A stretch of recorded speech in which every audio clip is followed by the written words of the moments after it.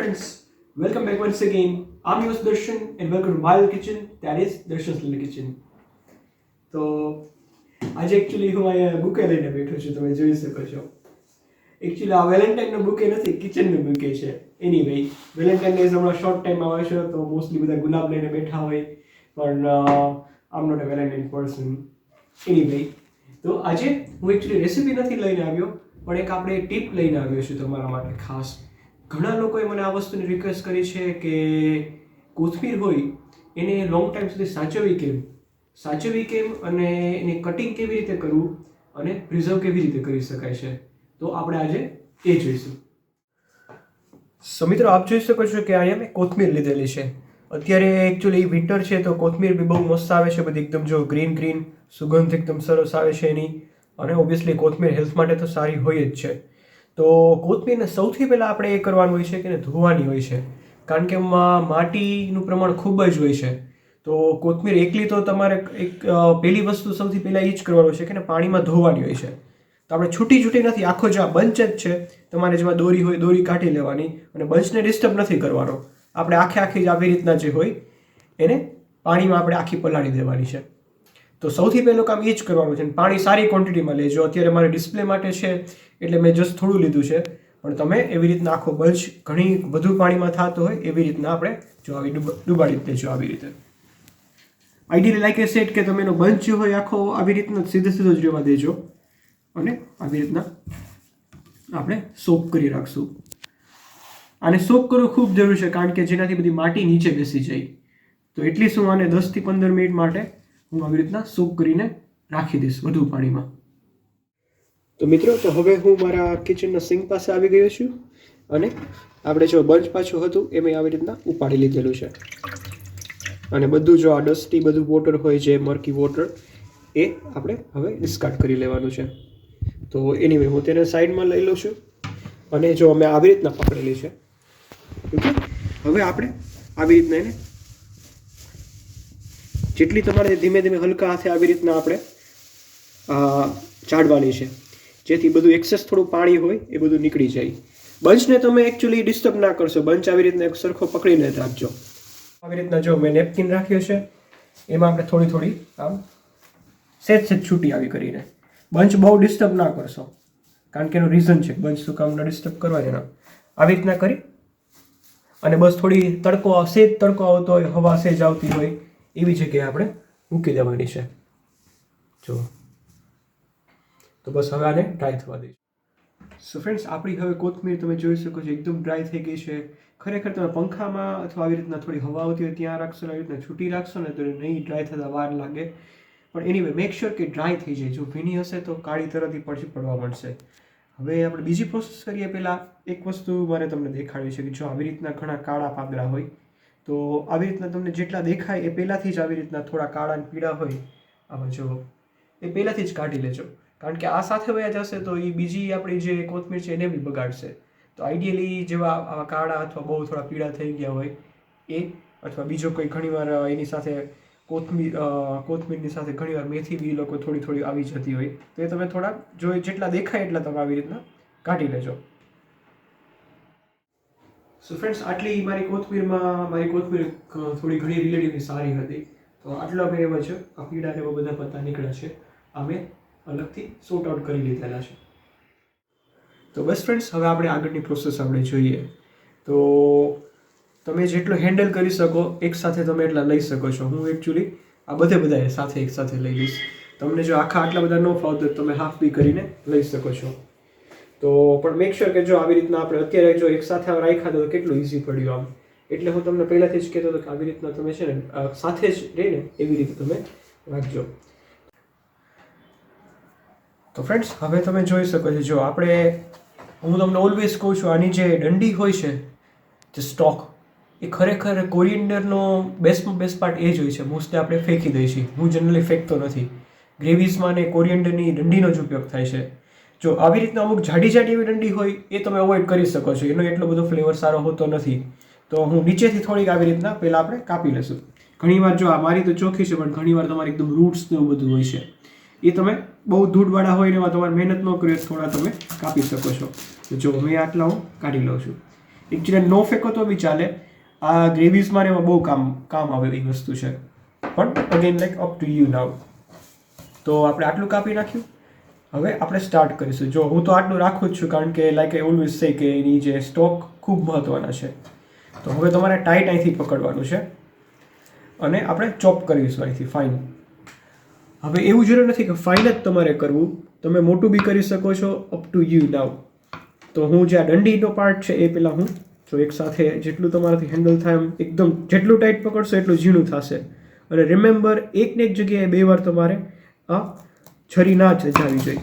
2 વાર છરી ગઈ તો કાઢી પડવા પડશે. તો આવી રીતના જો હાથ બચાવતા ધીમે ધીમે તમે આવી રીતના જો કરી શકો છો.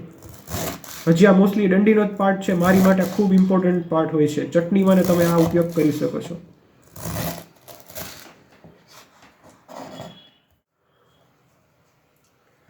તો પાછી જો અમે એકદમ ટાઈટ પકડી લીધું આપણે.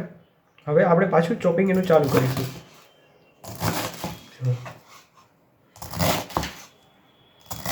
મોટી નાની તમારી ઉપર છે, પણ ટાઈટ પકડશો, ટાઈટ તમારે પકડવાની છે.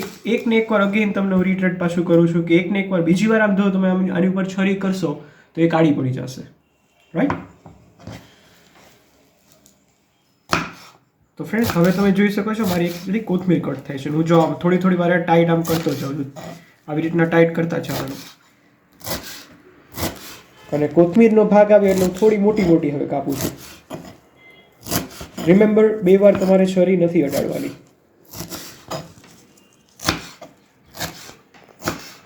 હાથ બચાવી રહે ખાસ. જો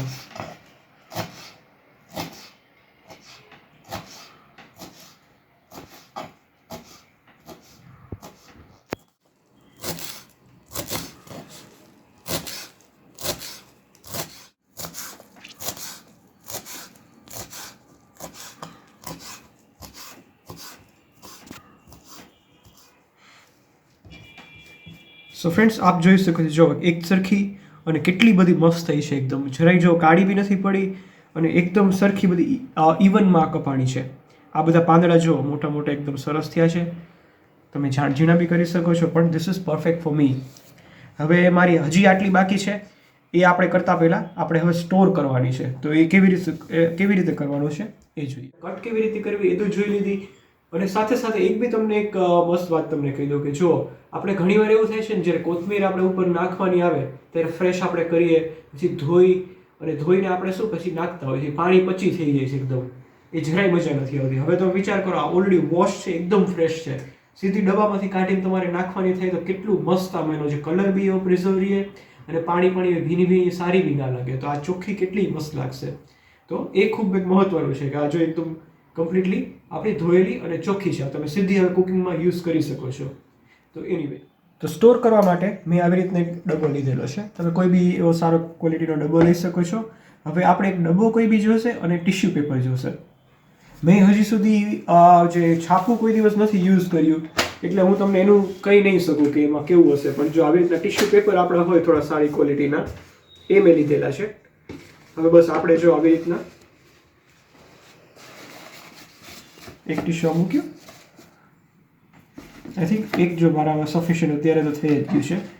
હવે આપણે આની અંદર કોથમીર એડ કરવાની છે. હવે કોથમીર કેવી રીતે એમ એકદમ દબાવીને નહીં, છૂટી આપણે રાખવાની છે. એને અંદરથી થોડી એરેશન અંદર મળવું જોઈએ. એકદમ ભરી નથી ભરવાની આપણે. હું જો દબાવતો નથી, જેટલી આપણે આવે એટલી જ એની નેચરલી જેટલી આવતી હોય એટલી જ આપણે ભરશું. સો ફ્રેન્ડ્સ, મારી બાકીની કોથમીર એ બી મેં સુધારી લીધેલી છે. તો હવે હું એ બી એડ કરી દઉં છું આમાં.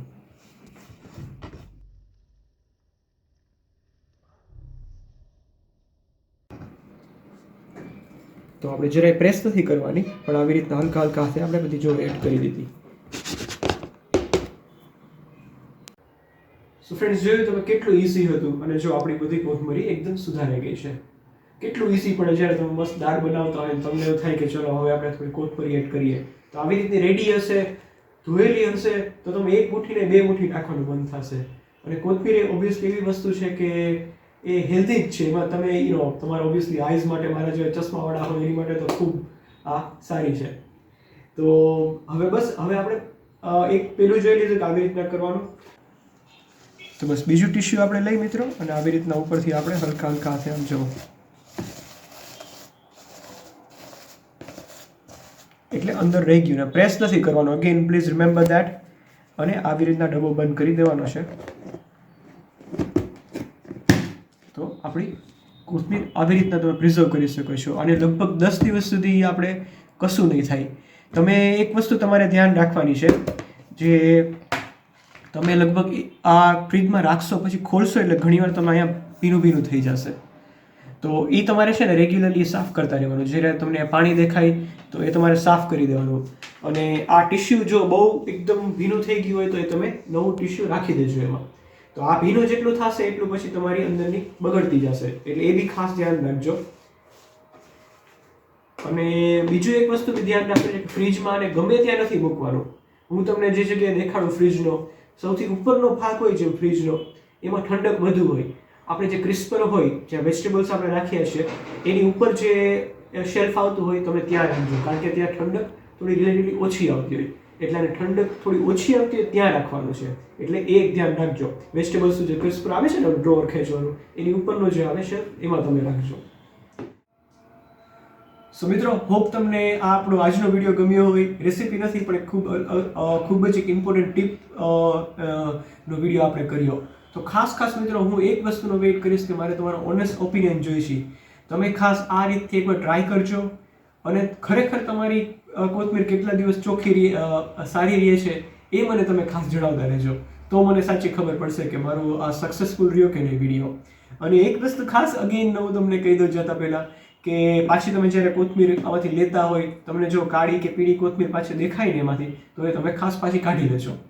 સો thanks for watching. I'm your Darshan signing off. Goodbye.